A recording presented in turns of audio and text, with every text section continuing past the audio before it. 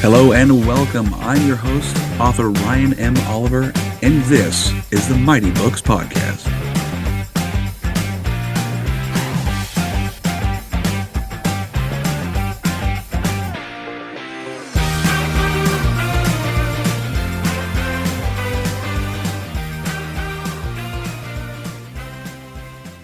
Hello, everyone. Welcome back to another episode of the Mighty Books Podcast. Today, our featured guest is Carol Remz. Carol, how are you doing this fine day? Wonderful. Thank you. Yes, of course. So we're here to talk about your book and experiences and all the things. So what is the title of your book? The title of my book is Best Sex Ever After Menopause. And there's a subtitle. Oh, It says Transforming Your Sexual Pleasure Through Mindset with Healing and Aphrodisiac Plants. I would say with that title like that, you're probably bound to sell a few copies at least. I hope so. Now, did your book come out? Is it coming out? What's the The scheduled time book here? came out officially on February 4th, 2025. Fabulous, And fabulous. so now my website is up and people can buy the book there and they can get it in bookstores and Amazon and the whole bit. So this is all very new. Today's February 7th, so we're only, what was it, 3 days after my book coming out. Oh my gosh. So yeah, you have a lot to look forward to. We'll go into a little bit about what the synopsis is, but I mean, it already kind of sounds, we already kind of gave a synopsis with just the title and the subtitle, but what inspired you to write this? Yeah, you have quite a backstory on what inspired this story, this Yeah, book. well, it's only recently that some of the famous the celebrities are indeed famous. That's Yeah, really, you know, unnecessary. People sometimes. like Oprah Winfrey, Michelle Obama, the actresses, have begun to talk about perimenopause and the menopause phase of Mhm. women. Um, Sex is a taboo subject, and basically, menopause is sort of non-existent. It's unknown and untaught. It's an optional subject in medical school. So the fact that we are now in 2025 and started in 2024, maybe a year or two before that, Mhm. talking about menopause, half the population in the world that are women will go through menopause. Yeah. And when I went through menopause 35 years ago, I didn't know anything about it. Nobody talked about it. And the usual information that kind of swims around for women is that basically it marks the end of our fertility. We haven't had a menstrual period Hmm. for 12 months. And there's also the assumption that now, because our fertility is ended, it's the end of our sexuality. Hmm. That's And terrible. also, because women go through this, there's also this feeling, well, are they as useful as they were before? No, they're older. Are they going to be dynamic and productive and contributory? And so there's just a lot of lies and misconceptions about what happens to women Hmm. post their fertility phase. Gotcha. And women who go through perimenopause can have some very, very serious and painful symptoms Oh and no. health issues. The two biggest ones, and they were for me, were vaginal dryness and lack of libido, because Mhm. your estrogen levels are going away. They are dropping. Oh, okay. Okay. I did Okay. not know that. Okay. And then going back to again, you have to go back to the time when I was going through this. Since I'm 80 now, I'm talking about 35 years ago. There was a hormone that was recommended called Premarin, and it was pregnant horse's urine. Now, there's a psychological, I'm not saying it was a bad hormone. I'm just saying that psychologically, when that was, told to me, I really couldn't get over that. Uh, and then what really is Weird. sad has happened in 2002, there was a huge health study. And basically, it came out and said all hormones are horrible, they cause you cancer. It was very frightening and very scary. And hundreds of thousands of women stopped hormones. Yeah. So if we progress up the years that have gone by now, and just a couple of years ago, there began to be, and I really do believe it comes from women who are public women, began to speak openly about going through perimenopause. Menopause is actually that stop point when you're no longer having periods for Hmm. 12 months. Perimenopause is the phase that you go through when you first begin to have the symptoms of going through it. It can last for up to 10 years Whoa. and is very different for women. It's not the same. Um, and so none of this information was available. There were very few resources that we could go to. Most of our gynecologists were men and didn't know a whole lot about it. So I had just remarried when I was 40, and my husband is 7 years younger. And you can imagine telling him about 5 years after we were married that I didn't really have any interest in sex. Yeah, I can see that'd be a problem with It's a real a bit of an issue, downer especially with for a guys. very Yeah. loving and amorous and Yeah. youthful husband. And I just basically said to him, honey, it's just kind of a fact of life. This is going to be, that's what it is. Uh, And that wasn't acceptable hmm. to Larry. It really was Sure. not acceptable. And I kind of went along like that until, again, the serendipitous things that happen when you're on your journey in life. Yeah. And I was in my early I think I was 60. I began to have this flushing redness on my face. And when I went to the dermatologist, I was told I had rosacea, which was incurable. And being a woman who likes to look as best I can, I Sure. looked for makeup. And that dermatologist would say it would be okay if you had rosacea. And there was an ingredient there that I didn't understand what it was. It was called sea berry.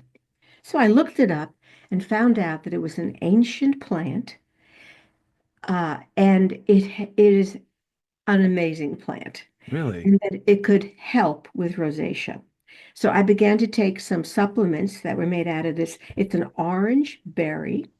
It's been used for thousands of years, and the flesh of the small orange berry is made into an oil, and the tiny seeds inside of the orange berry are made into seed oil. And from there, various products are made. I simply took a capsule with the oil, Huh. and my rosacea went away in 6 months. Well, that's awesome. And on my website, I talk about that and I direct people to the company that actually produces products with sea buckthorn. So that was a really interesting thing that happened to my skin. And then I got a diagnosis of breast cancer. Oh, And after I went in for my lumpectomy, it was recommended I would have radiation. yeah. And in reading about sea buckthorn, because I'm a teacher and because I like to learn and I like to do research, I don't just take something and put it inside my body without understanding it is.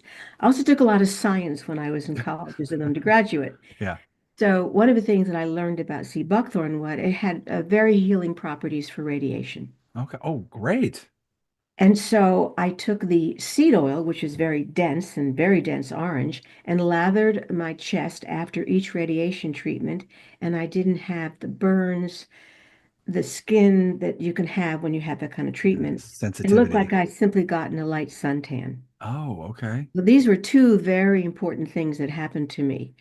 Um, and then I guess the third thing was that after during my radiation treatment, it can be tough on your body, Hmm. physically and also psychologically. Hmm. And I was stressed. I was having a hard time sleeping. At that time, medical cannabis was legal in our state, Yes. just not recreational.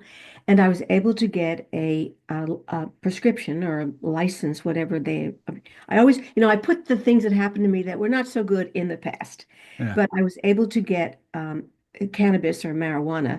for myself, for my use because of my feelings after radiation.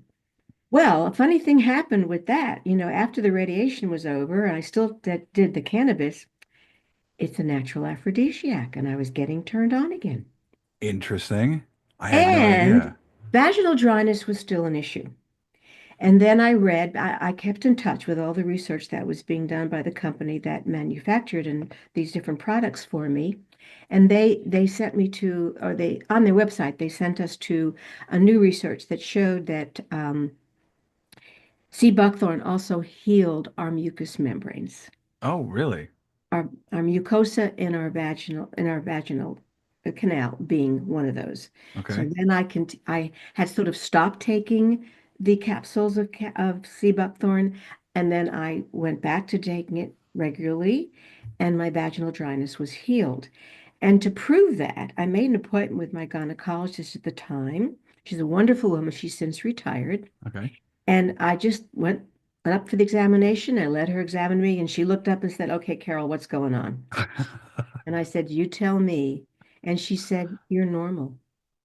And I Hmm. went, "What do you mean normal?" She said, "Well, you don't have the vagina of a 30-year-old, but you have normal mucosa." And Okay. that to me was a miracle. Yeah. Yeah. And up to understand, our mucosa is dry eye, is that many parts of our body can be affected by this and can be helped by this particular wonderful berry that comes from this ancient shrub. Wow. So that sort of started me on the path. Now I was able to, cannabis does some wonderful things for you. I don't know if you do cannabis. I can't I legally do cannot do that in the cannabis. military. I Not where I understand that, work. not Yeah. completely. Yeah. And again, I also, in my book, I also reference a book that shows the medical application of cannabis. Unfortunately, we're very restricted in our research in the United Yeah. States, Yep. but we do have it in other countries, Yes. and it's pretty incredible. It is. I've heard a lot of good stuff about it. A lot of good stuff, and I don't know what the future looks like for that, and but it's there. Yep. So that really, and with that, and the fact that Larry and I were like enjoying our intimacy, and then Larry said, "Carol, write a book." And I, oh no, come on. I've written a lot of academic stuff, but really, you want me to write a book? He said, "Get help." Yeah. And again, this is where wonderful things that work out. I put an ad in on a website where the woman was running it to help writers get together with people who wanted to have writers, and without necessarily getting a lot of money for that, just putting the two people together, author, Yeah. potential writer. And I wrote what I wanted, and Molly Carter wrote back, a medical and health writer who later became intimacy coach. Oh. She and I together got together. She's 36 years younger than I. We started this 8 years ago. Mm-hmm. And we mapped out what we wanted to do to write a book. And Very that's what we cool. did. Very cool. So she's co-wrote with you. Yes, she is. And it says Okay. the title of my book. It has by Dr. Carol Remz, PhD, and it has Molly Carter, medical health. Oh, you know what? What am I doing here? See, with intimacy coach Molly Carter. Oh, very cool. And she still Wow. is a medical and health research writer. She's wonderful, but she did become an intimacy coach. That's cool. Yeah. That's cool. So Helping we couples formed reconnect. this partnership and decided that we would, you know, try to help women and tell the world that no, we have not lost our sexuality. We are still vibrant and that we can heal that Hmm. which needs to be healing with natural solutions. And Molly also contributes to things like body know-how. I don't know what your sex education like because you're very young. Hmm. Mine was non-existent. I've heard that from several from family members who are older than I, and that was a taboo conversation. And even friends and family of mine who are my age have told me that their conversations with parents were almost none None. about sex education, period, what to expect as you got older, especially as you got older into, your golden years, I guess you would say. Right. That was I don't ever seeing any literature on that. Definitely on the reproduction side, when we got like fifth grade, we would go through a Hmm. little class here, you had a class with just the boys and obviously just the girls separated. And the next Right. year they came together and talked, but it was never about what happened after. It was always what happened for to become, what would you call it? Well, you go through puberty. Go All through of a puberty. Yeah, go sudden, through that. you're growing Other than pubic that, hair, the girl's getting a nothing. period, and that's Nothing. about it. Yeah, they talk about guys will get taller, have bigger muscles, That's girls won't, right. but they'll talk Yeah. about pregnancy and everything. But after that, until you start having kids, that's the next time you have a conversation about Right. this topic. And then after that, postpartum depression's about the only thing I hear about. Hmm. I don't hear anything else. I don't hear anything about menopause. I don't think anything about that health after you get to Well, you there's hit that. even more dramatic stuff. Some of this is really recent. It's only like 6 months ago. Hmm. a doctor, uh, Lisa Mosconi, came out Hmm. with a book called The Menopause Brain. It turns out we get a new brain. Every human being gets a new brain when they go through puberty, which means you got a new brain when you went through puberty. Yeah, Your thank wife God. got a new brain when she went through her pregnancy Yeah. with her sons. Hmm. And women after menopause get a brand new brain. Huh. It just rewires the neuroplasticity. The Just everything women going through perimenopause will tell you that they're losing their brain. It will feel like that.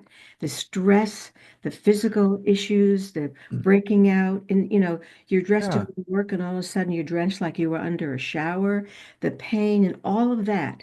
But your brain was being rewired and rebuilt. And after your brain is done, this is what Dr. Mosconi says.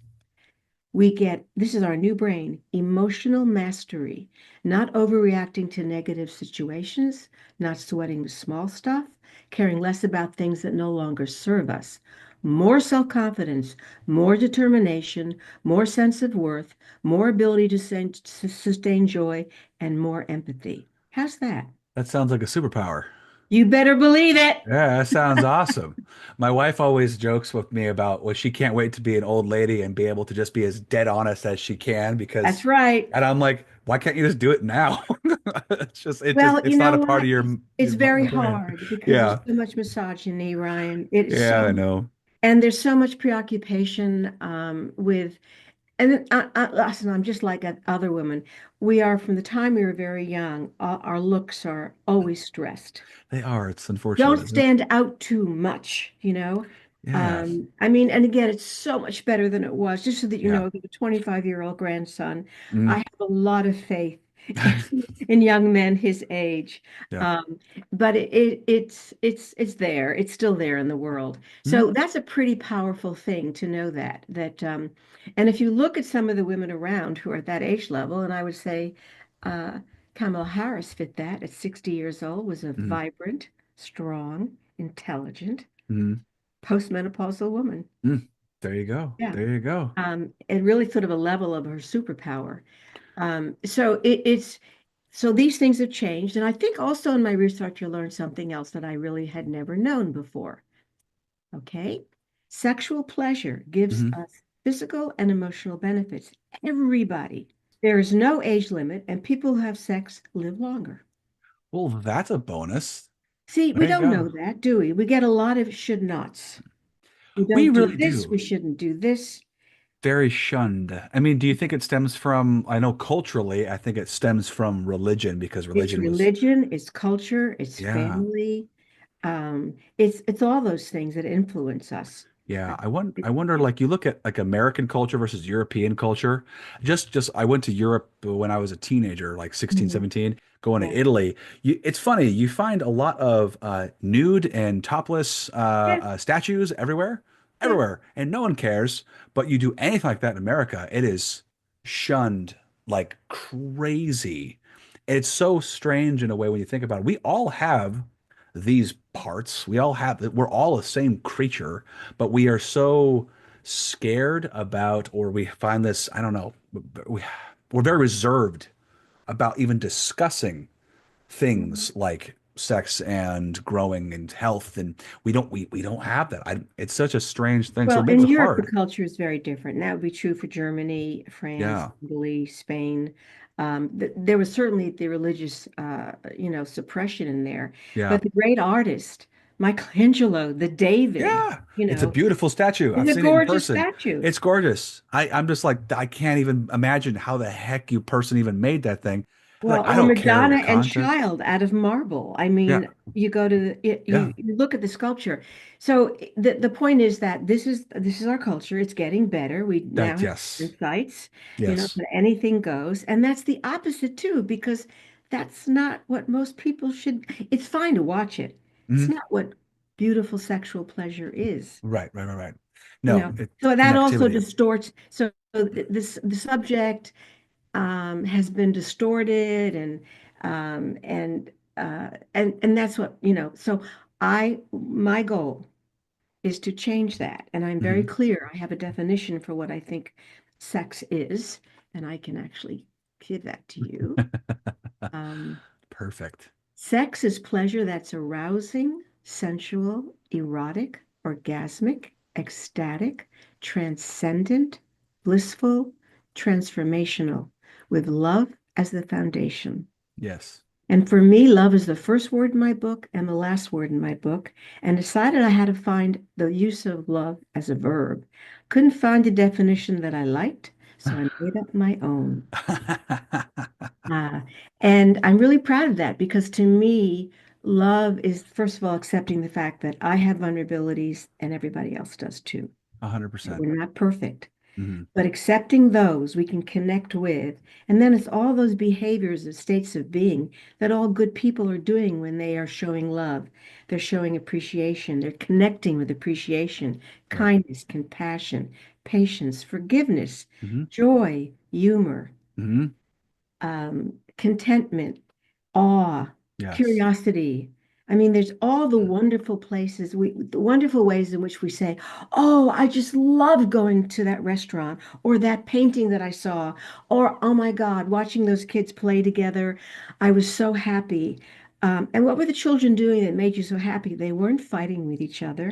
They Yeah. were pairing off and giggling and looking at each other's artwork. So all these things that we do that demonstrate our love of nature, each Hmm. other, our work, is active. We're doing it. We're being. Yes. And part of that is if we want to have sexual pleasure, we can pleasure ourselves Hmm. or we can be with another person. Hmm. And I've never done it, but we could be with groups of people. I know the people that are into it.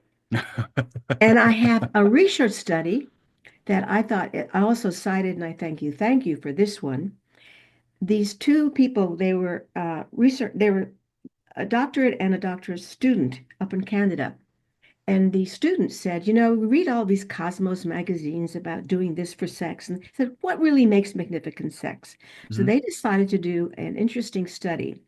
They were going to have people self-identify, and they would self-identify saying, I am having wonderful sex. Hmm. So they all self-identified. There were no parameters about who was doing this, but they did divide people into three groups. One were couples who had been together for 25 years and were 60 and older. Okay. Nobody's ever done this. And then there were lesbians, gay, trans, questioning, other arrays and definitions of how one uses sexuality. Right. They were interviewed and the interview was recorded. Then they took the transcripts from the interviews and cut out every word that would indicate gender, sexual orientation, age, whether you did it light kinky, I don't even know what that means, or heavy kinky, whatever it was, it's irrelevant. All right. Everybody described magnificent sex the same way. Trust, Mm. patience, Yes. Um, I mean, and in fact, I was really happy because when I finished their eight magnificent, you know, uh, measures of sex, a lot of them matched sexual pleasure, magnificent sex, matched what I had had. They used the word transcendent. After a wonderful time of intimacy with your loved one, with your Hmm. wife, you will feel when it's over, you're in another space. Hmm. It's a very peaceful and beautiful space. Hmm. And you're changed. And so that again, doing this was an affirmation that all of us have this possibility. So I always say that I'm on a mission. I'm on a mission to promote universal sex positivity, Yeah. universal for all of us, Yes. starting with busting the lies and false narratives about women who are postmenopausal. Awesome. Developing a good narrative and a healthy mindset to a healthy sex life. Yeah, that's right. Yeah. Yeah. And our mindset, you listed them one of the most important things I also teach in the book. It's our brain is our most important sexual organ.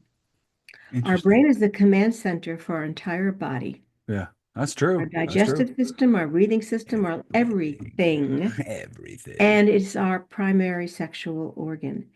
And our mindsets that we have that we develop over time will affect our brain and our behavior.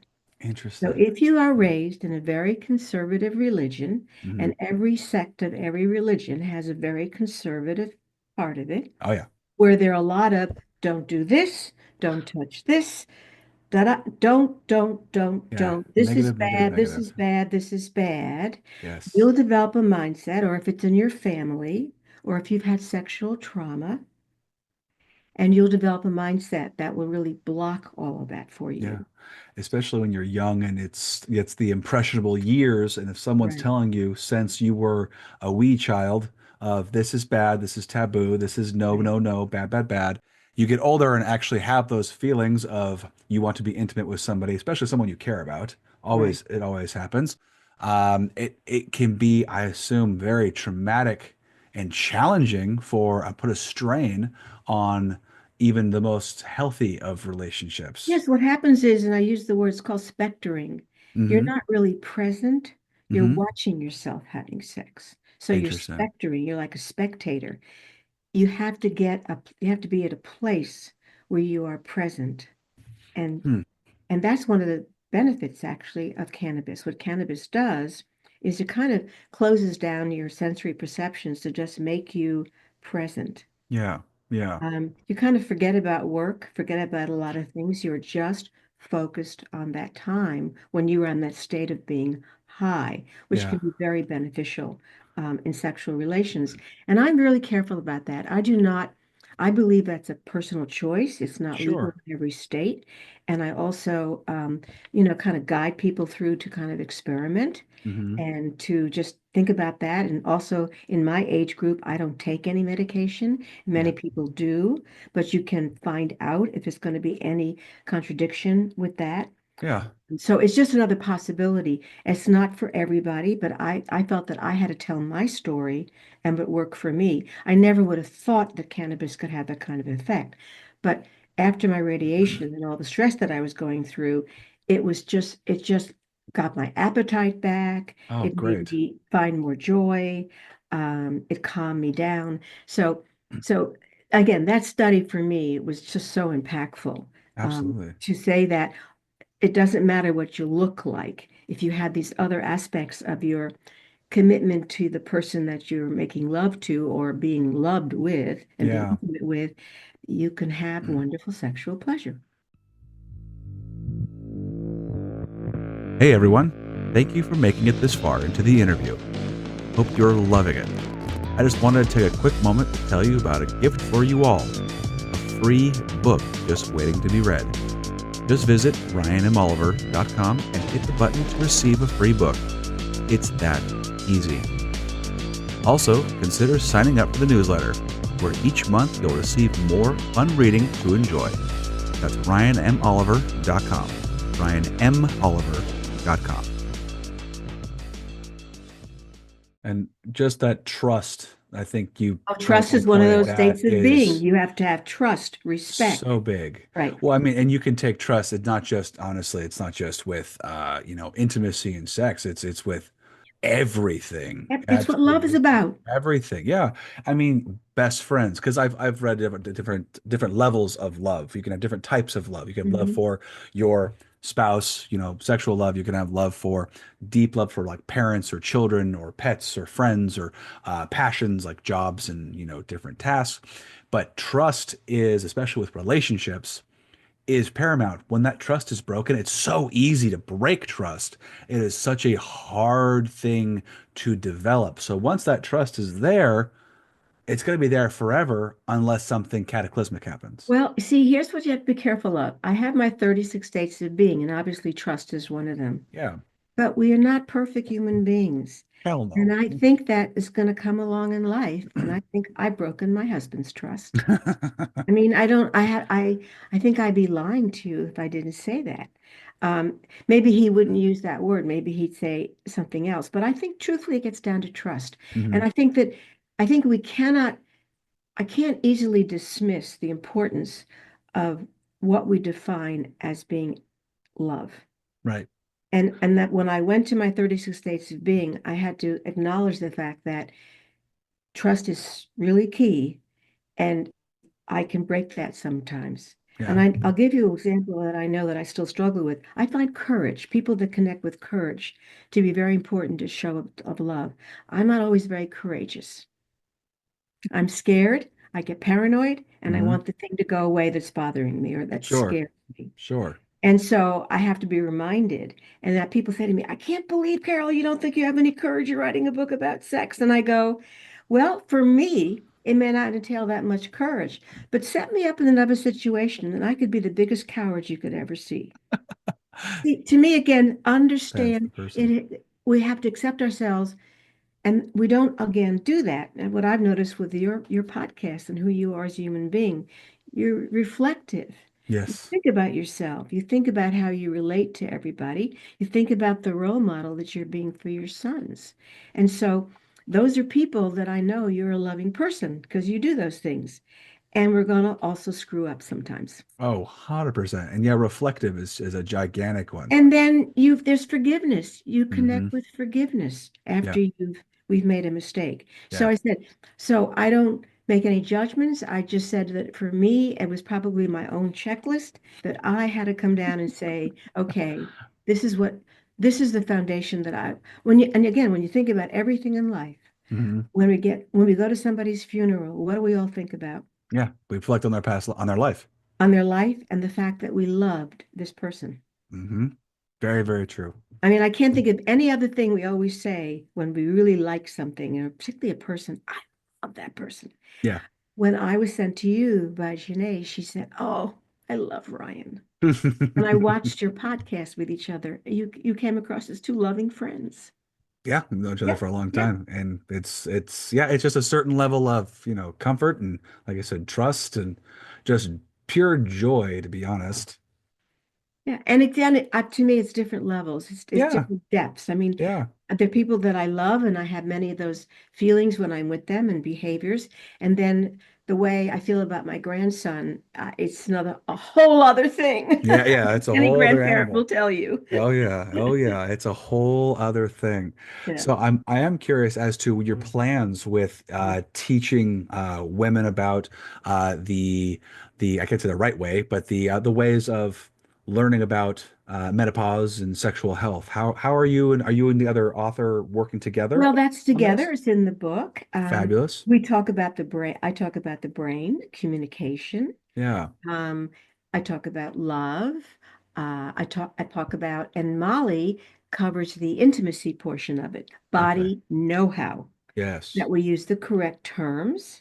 We That's explain, nice. she diagrams genitalia, male Okay. and female. Yep.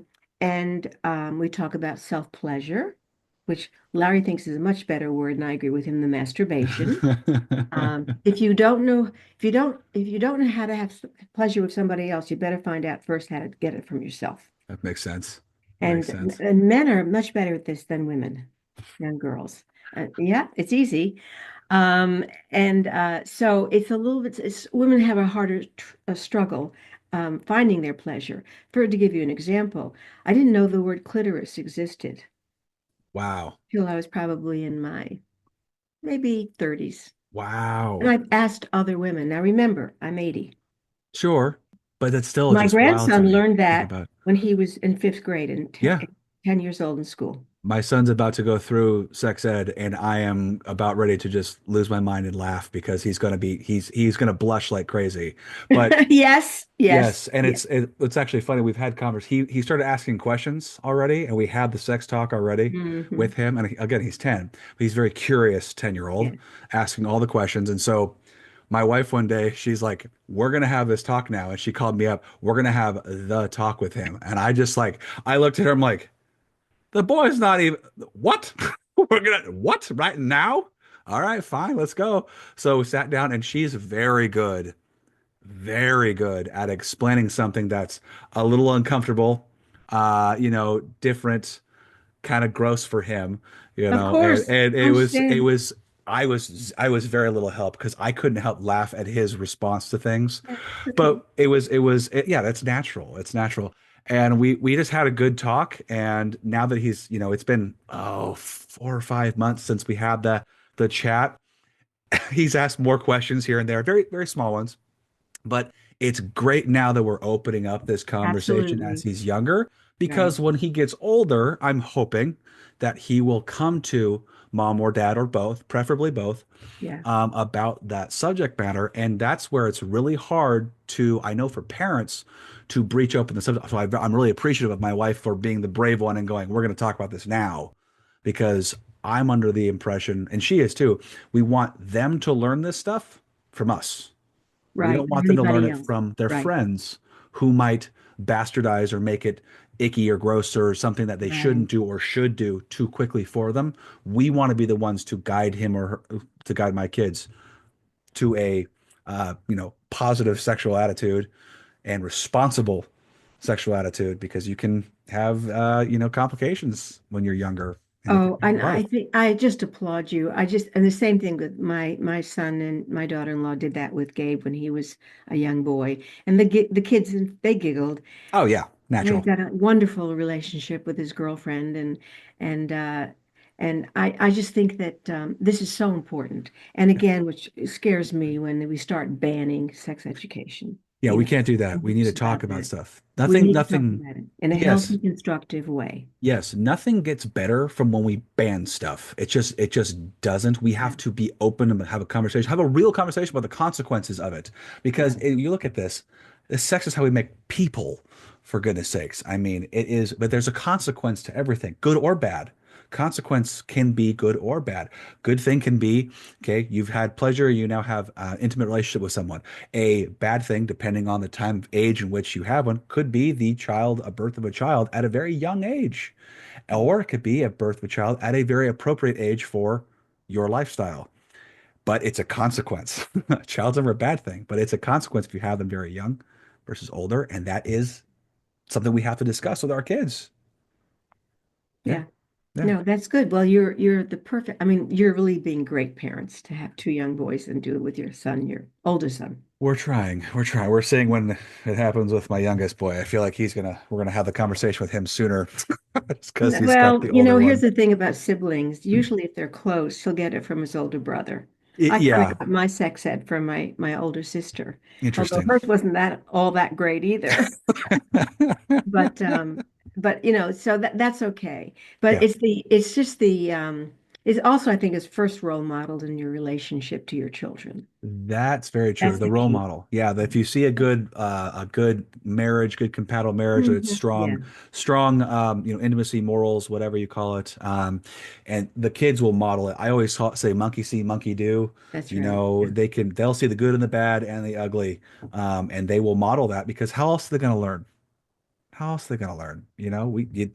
We don't know. So they're going to take that and they're going to take it out in the world and use the Mhm. tools you equip them with.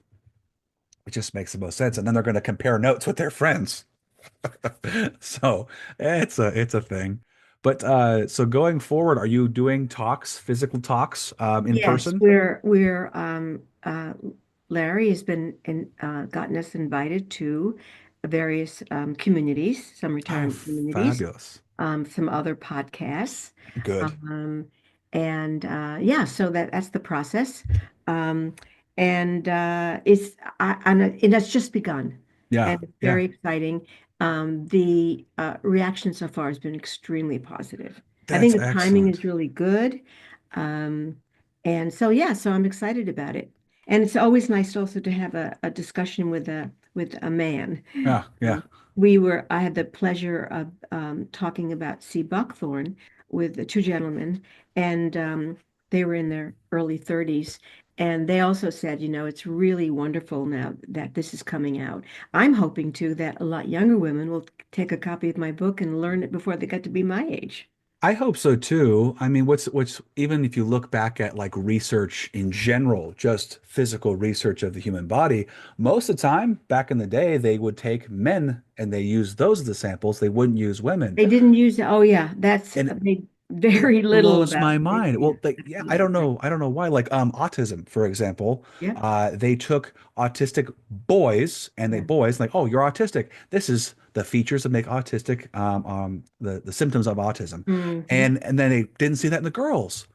Well, then we later found out girls present different symptoms and they're better at masking the symptoms because their social acuity is a lot stronger than boys. Right, They're less impulsive.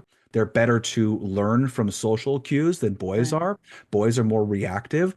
So if the same philosophy is said and taken to not just mental health, but physical or sexual health, I can see why this is a huge gaping opening of Oh, and in information. pharmacology, Yeah, and so pharmacology many of the too. drugs were never used women in their sample. That's so weird. Ryan, you are light years ahead. Generations of men in our country and the world. I Well, want thank you you. to know. Light years. Thank you. A lot of I love like I'm like you. I love to learn. I'm always trying to consume information and talk to people because the only way we're gonna get better and understand things is just and also putting yourself in situations where you're talking about things that aren't normally discussed, like something like this, not normally discussed. I don't sit there with friends and talk about menopause. Not very often. So it's interesting to hear your experiences and what you've discovered going down the rabbit hole to write your book. So I commend you on doing that and at least getting more literature for people. That's great. Thank you. But there is much more information available today. I will say that has made Oh, a big good. difference just in the last 2 years or so. It's Excellent. been really quite amazing. Excellent. But we've got a long way to go. Yeah, oh, we do. Oh, totally do. It's still a culture change. I mean, I always say culture change is a very glacial movement. It takes a long Mhm. time, a lot of Yeah. force and a long time to move us even a little bit. So it takes time. Now, when you wrote your book, you said you and what was her name? I can't remember. Molly Carter is my Molly co-writer, Molly intimacy Carter. coach. Okay, so the two of you, did you guys have to do research together to write this book, or is it all? No, we basically because she was going to always do the body know-how, Hmm. the portions of sexual play, Yeah. and I was going to do the majority of the work on the brain and the psychological aspects and the healing aspects of going through menopause because she had not gone through that yet. When we began, she was only 36. Oh, okay. So I think, yeah, she was 36 at the time. So so that was my world. So Gotcha. it was a kind of going back and forth. Um, and and it just worked out really well. She has a different voice than I do. That's the word people use in writing. Yes, I And do. she's a very different person. She has 3 children, Yeah. and she's 36 years younger, so a different perspective. Yeah. She lives in a part of the country that's far more conservative than where Ah, we live. okay. Um, a much smaller community, a small town. But it was a perfect, but again, the values that we have as women and people are the same. Our core values are exactly the same. Makes no difference. No. Different religions didn't matter.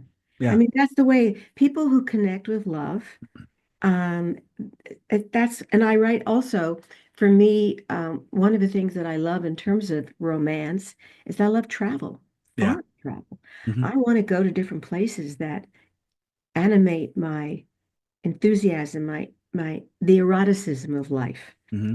I love different foods, different cultures, nature. I want to, eroticism, I'll give you a definition. This comes from Esther Perel. Hmm. Eroticism is vitality, curiosity, spontaneity, and feeling alive. So when I say sex is pleasure that's arousing, sensual, erotic, then there's vitality, there's curiosity, there's spontaneity, you're feeling alive.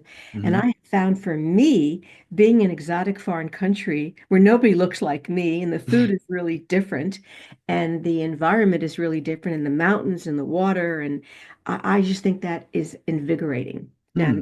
people, and I said love being at home and love making Oh, love yeah. at home, but it's again, I think sexual pleasure and our sexuality opens us up to other dimensions of living life. Yeah. Either Yeah. we do it for ourselves or with other people. I love that parallel though between the actual act of, intimacy versus the it's learning how to enjoy life and be explorative or adventurous. So I mean, for instance, my wife and I are finally the boys are getting older and we're able to go we call it dating again. We're dating again, which is just super cool. We're Yeah. able to go out and enjoy ourselves, go out to restaurants, go meet with friends, go do cool different adventures where we don't out of our routine. Just Yes. breaking that routine has been so nice. I get to almost like rediscover her again and vice versa. We just did like a wine class not that long ago, like what last weekend. Great. And it was just one of those things. I told her we were talking about wanting to go out more, and she's so tired from work. She teaches kindergarten. She's so sleepy. She's got all these decisions. Last she wants to do is make a decision on where we're going to a date. So I said, okay, well, here's the deal. I'll make the decisions and you just come along for the ride. And whether we like it or not, we'll learn from that. And it was cool because I said, we're going to go to this wine class. It's like 2 hours. Taste this, taste that. If we like it, cool. We dislike it, cool, whatever. But it was neat because when we got there, we started talking about like what our likes and dislikes were.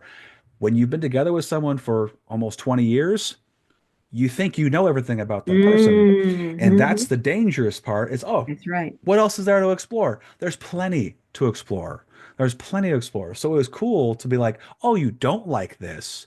Oh, you do like that. Oh, you used to like this, not like this. Now you do. So it's fun to kind of reinvigorate the relationship. And you are saying we call it a play date, and we talk A about play it. date. I This like it. idea of a spontaneous sex.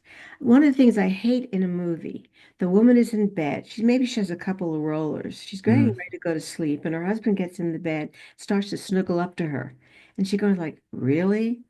No, we talk about plan and make a play date, set the time and the setting. And you're absolutely right. When you're your age, with the Mhm. pressure of a job, Yep. jobs, raising children, Yep. you need to bring back some of the stuff that you did when you were dating. Yeah. Take And that it can time with be each other. as simple as you said, honey, I'm going to plan something. Make it a surprise. Yeah. Or Larry will say to me, I'm planning the play date this Yeah. weekend. I'm That's planning awesome. something special for the weekend, or I plan something. Then you look forward to it. You Hmm. anticipate it. Yeah. And I think you just it's so perfect. And it's such a simple thing to do. It is. It took us a while to get there though, because at least from a man's standpoint, I was telling my wife about this because she was saying she was enjoying our new adventures to go out. And again, they're not crazy. Different bars, different restaurants, different Yeah. places, stores, even, just different activities.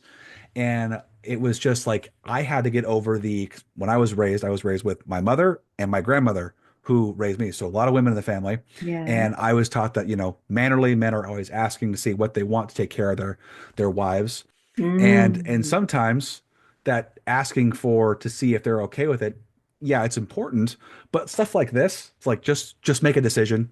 They're gonna appreciate that and go from there. So I've had to kind of I've had to break that. It's only in my mind that I've created it, but I've had to break that like barrier so I Mhm. can go, here's what we're doing tonight. You're gonna come along. We're gonna enjoy ourselves, be Mhm. together, and then we'll have a nice evening at the end of the night. But it's breaking that like stigma that I had to like ask and make sure she was Well, 100% it's on the board. mindset. You had to change your I had mind. to change my mindset. It's taken me a few years, That's but okay. it's Because so what fun I now. say is it gets down to what you want. Yep. I direct you to write out what each person wants. Yeah. Then you write it down. You can make a visual board about it. You can have different objects to remind you. Mm. And the more you do things to Hmm. what you say you want, you can make a statement like, I want to have a more romantic relationship. Right. I want to make a surprise that, it's just going to be the best surprise ever for something that she's always wanted. It doesn't matter what it is. Yeah. The point is that in communication, Yeah. you find out what it is and then you set aside time because it's important. What you're doing is you're nourishing your relationship. Yeah. And that's what's important. And again, I screw up on that a lot. Oh, If you hell ever yeah. think that sometimes I get Larry all excited about a play date and I'm still trying to get things arranged when he said, aren't we ready? It's like, it doesn't always work out. It, No, it no, it doesn't, doesn't. yeah. Again, it's not that it's going to be perfect. It's just that there's an intentionality is another thing. Showing love is we connect with intentionality. Yeah. Making a point to think about the person. Right. Yeah. And again, sometimes I don't do that. So, but you're on this track right now. Woo! If I'm still alive in 20 years, look me up. I can say, Great, Ryan." Yeah. Thank you. Yeah. It's again, it's not perfect, but it's just Well, you also have two young children, and that you're both that's working. busy. And Yep. I'll never underestimate that those demands that we have on Oh us. yeah. You know, The communication and setting a routine is really good. When we come home and, just we have to have we call them a debrief. You get home yeah, and we're like, okay, how was your day? How was your day? yeah, And we just talk. And the best thing you can do, honestly, and it's especially for guys who are like into sports. I'm not really a big sports guy, but when you're watching something and your wife or partner or whatever comes over and wants to have a conversation, pause, turn off, whatever, direct, because I can't multitask. I have to be one on one with a person. I can't have many things happening at once to me to be fully engaged. So if she comes in the room and we're trying to talk, I just pause. Even if she starts talking when we're watching something, I pause because the last thing I can do is like, I can't listen to this and listen to you at the same time and give you the feedback you need to feel like I'm actually present in the conversation. That is one thing I have adopted in the course of the last 13 years of marriage. Pause, talk, take time. Yes, put that thing you want to do to the side for a second so you can talk with her. Once that's over, then you can resume the other activity. But it's making a point to give that person the attention they deserve, plain and simple. yeah. Yeah. Since I don't like watching football games, I Yes. simply just leave Larry alone. Yeah. There you go. And he'll have one of our best friends. She's a neighbor down the street, and she loves to watch the football games. Uh, Perfect. but you bring up another good thing. I think that we each will have, as a couple, our own interests and our own activities. And Yes. then there are those things that we really set aside with intentionality when it's our time, Hmm. when it's our romantic time. Yeah. And but good for you for doing that during a football game because a lot of guys are very dismissive, I think. And I shouldn't make a negative generalization. It's been too No. many years since I've even watched a movie about guys watching a football game. It's not Yeah, one of the things. Although I understand we're having a very important game coming up now. I have no idea. I am not a sports guy. Oh, Like well, good. my wife I is was more, told that. yeah, no, my wife is more sports than I am. Like we'll watch a football game and she'll be screaming at the TV Oh, good for and her. I'm like, what's in the liquor cabinet? That sounds way better. So I'll pour myself a scotch or something and enjoy it. And I'll just talk with my kids about something else. Like I don't. It's just not something I resonate with. It's cool. I love doing it with people, but I feel the same way about sports I do with alcohol, better with friends. Yeah, So if we got people together, I'm down to cheer and root and scream and yeah, holler yeah, at the TV. But if it's just me and the wife, I don't care enough to watch. It just is what it is. It's not my forte, not my thing. But yeah. yeah, good stuff. So I'm sure people would love to know where they can get a hold of you or read your books, your book. Where can they Well, find the you? starting point is my website, drcarolrems.com. You can order the book right there. You can go to Amazon and order the book. Hmm. I know it's going to be in a number of bookstores. Yeah, So again, the easiest is to Amazon or to my website directly, and there's an order fabulous. form there, and one can order a copy. You also can get a copy ebook Hmm. of Oh, it. good. Yeah, That's fabulous. absolutely. That's available as well. Hmm. And I hope that with interviews like this, and I start to make my presentations around the greater metropolitan area, Yeah. that the word will get Will around. spread. I hope so too. And then it'd be cool if you're able to get a audiobook done. That'd be really neat. Yes, that's been suggested to me. Yeah. Yeah, that's been suggested to me. I have to come back and get some coaching, Ryan, if I decide to do that. No, I'm serious. I'm Yeah. really serious. Yeah. I've read a couple of audiobooks, and I really do think it's wonderful if you have the right voice You do have to to have the right draw the voice. reader in. Yes, it And so I helps. don't, I think that's a skill, and I really respect that. So Yeah, that it could, but I think it's definitely a possibility. it Absolutely. definitely. I think it'd be cool if you were able to do the audiobook version. That'd be really cool because the author reading the story or even Yeah, having your co-author too, the two of you work on your own parts would be, I think, fabulous because it's you speaking to your story, your knowledge, her too. I think that'd be fun. But you have to find someone to help with the finessing of all the technical aspects. right. It's a chore. I will tell you that right Well, now. and one of the things I want to point out is that Molly Carter is an intimacy coach. She has her own website and yourbestsexualself.com. And I talk about if you really want to get some coaching, Hmm. um, that you should contact Molly. Cool. There will Cool. be people who want that. Yeah. And I didn't know this before, but many people, there are wonderful sex psychologists around that couples go to. Hmm. But intimacy coach can talk about her or his own sex life. I Hmm. did not know that. Hmm. So I just learned so much from her. Both Larry and I did. Yeah. And so that's available to people too. And I'm excited about that opportunity for them. Nice. Because as I say, I hired her. I didn't really hire. We became partners with the idea of Yeah. writing about health and wellness in the sexual area. And then I said that Molly became our intimacy coach as well. That's cool. That's Yeah. cool.